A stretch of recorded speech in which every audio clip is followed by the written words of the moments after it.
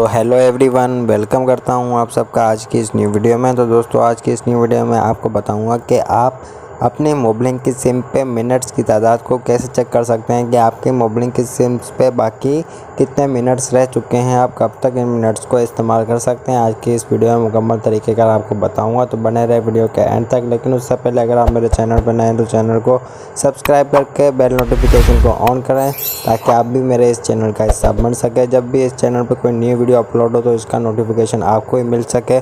तो चलिए वीडियो को शुरू करते हैं। दोस्तों सबसे पहले आपने अपने मोबाइल के डायलर पैड को ओपन करना है। डायलर पैड ओपन करने के बाद सबसे पहले आपने स्टार डायल करना है। स्टार डायल करने के बाद 110 हैश डायल करके इस कोड को अप्लाई कर देना है। जैसे आप इस कोड को अप्लाई करेंगे तो आपको आपके फ्री मिनट्स की तादाद शो करवा दी जाएगी। स्टेटस आपको दिखा दिया जाएगा कि आपके पास कितने मिनट्स बाकी रह चुके हैं।